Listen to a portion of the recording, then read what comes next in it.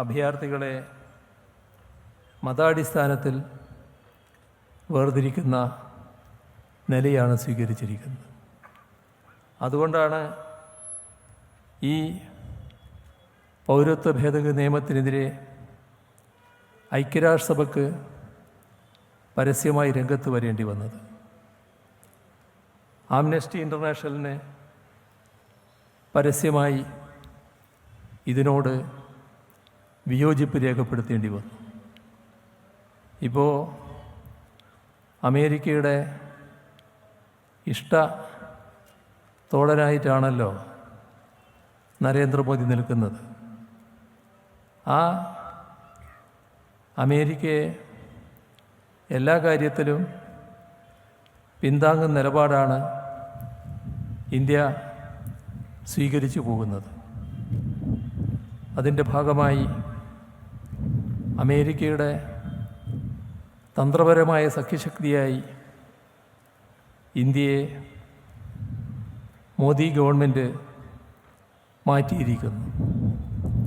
ഇതെല്ലാമാണെങ്കിലും ഈ തെറ്റായ നടപടിയെ അമേരിക്കക്ക് പോലും തള്ളിപ്പറയേണ്ടി വന്നു. പരസ്യമായി ഇത് ശരിയല്ലെന്ന് അമേരിക്കയടക്കമുള്ള നിരവധി ലോകരാഷ്ട്രങ്ങൾ ഇന്ത്യയെ കുറ്റപ്പെടുത്തുന്ന നിലയാണ് സ്വീകരിച്ചിട്ടുള്ളത്. നമ്മുടെ രാജ്യം ലോകത്തിനു മുന്നിൽ ഒറ്റപ്പെട്ടിരിക്കുന്നു. ഒരു പരിഷ്കൃത രാജ്യത്തിന് ചേരാത്ത സമീപനം സ്വീകരിക്കുന്ന ഒരു രാഷ്ട്രമായി നമ്മുടെ രാഷ്ട്രത്തെ ലോകം കാണുന്ന സ്ഥിതിവിശേഷം ഉണ്ടായിരിക്കുന്നു. ഇവിടെ നമ്മുടെ രാജ്യത്തെ പൗരത്വ നിയമം 1955 പാസ്സാകുന്നത്. അതിന് പിന്നീട് നിരവധി ഭേദഗതികൾ വന്നിട്ടുണ്ട്. ആദ്യത്തെ ഭേദഗതി 1986 ആസാം അക്കോർഡിനെ തുടർന്ന് വന്ന ഭേദഗതിയായിരുന്നു. പിന്നീട് 1992, 2003, 2015 എല്ലാം പൗരത്വ നിയമത്തിൽ ഭേദഗതികൾ വന്നിരുന്നു. ശ്രദ്ധിക്കേണ്ട കാര്യം, ഈ ഭേദഗതികളൊന്നും മതാടിസ്ഥാനത്തിൽ പൗരരെ വിഭജിക്കുന്നതായിരുന്നില്ല. ഒന്നിനും മതം അടിസ്ഥാനമാക്കി എടുത്തിരുന്നില്ല. 2003 വാജ്പേയിയുടെ സർക്കാർ, അന്നത്തെ BJP സർക്കാർ പൗരത്വ നിയമത്തിൽ ഒരു പ്രത്യേക വാക്ക് കൊണ്ടുവരുന്നത്. അത് അനധികൃത കുടിയേറ്റക്കാർ. ഈ സംജ്ഞ അന്നത്തെ പൗരത്വ നിയമത്തിൽ കൊണ്ടുവന്നു.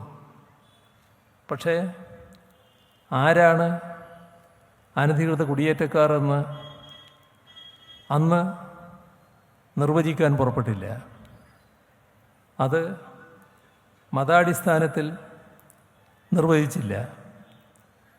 എന്നാൽ കുടിയേറ്റക്കാരിൽ അനധികൃത കുടിയേറ്റക്കാരുണ്ട് എന്ന് അന്ന് വാജ്പേയി സർക്കാർ കൊണ്ടുവന്ന ഭേദഗതിയിലൂടെ പറഞ്ഞു വെച്ചു.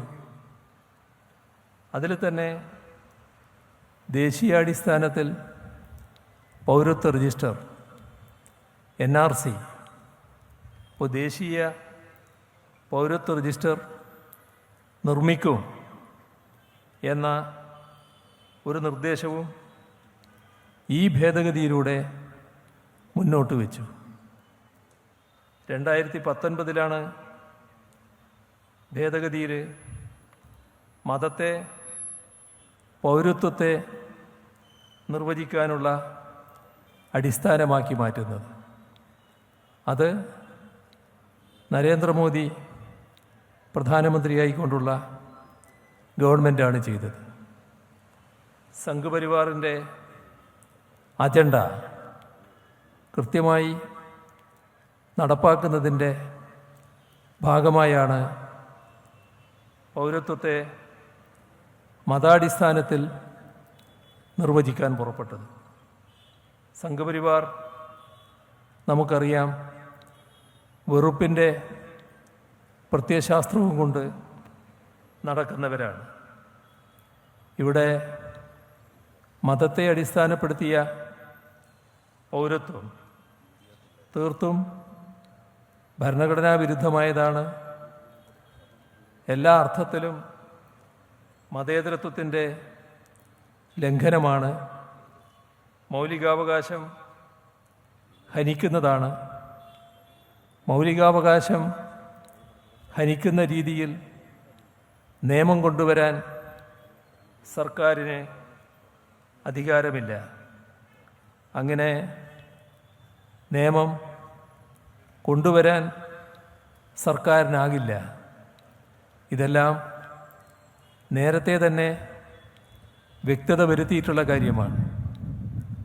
സുപ്രീം കോടതി തന്നെ വ്യക്തത വരുത്തിയ കാര്യമാണിത്. നിയമത്തിനു മുന്നിൽ തുല്യത, ഇത് നമ്മുടെ ഭരണഘടന ഉറപ്പു നൽകുന്നതാണ്. അതുപോലെ തന്നെ നിയമത്തിനു മുന്നിലുള്ള തുല്യ പരിരക്ഷ, അതും ഭരണഘടന ഉറപ്പു നൽകുന്നതാണ്. ഇതിലൊരു പ്രത്യേകതയുണ്ട്. ആ പ്രത്യേകത നാം ശ്രദ്ധിക്കേണ്ട ഒന്നാണ്. ഭരണഘടന പൗരർക്കല്ല ഇത്തരമൊരു തുല്യതയും പരിരക്ഷയും ഉറപ്പ് നൽകിയിട്ടുള്ളത്. അല്ലെങ്കിൽ പൗരർക്കു മാത്രമല്ല, എല്ലാ വ്യക്തികൾക്കുമാണ്. എന്ന് പറഞ്ഞാൽ പൗരന്മാരല്ലാത്ത ആളുകൾക്കടക്കം ഇന്ത്യയിൽ ജീവിക്കുന്നവർക്ക് നിയമത്തിനു മുന്നിൽ തുല്യതയും പരിരക്ഷയും നമ്മുടെ ഭരണഘടന ഉറപ്പു നൽകിയിട്ടുണ്ട്.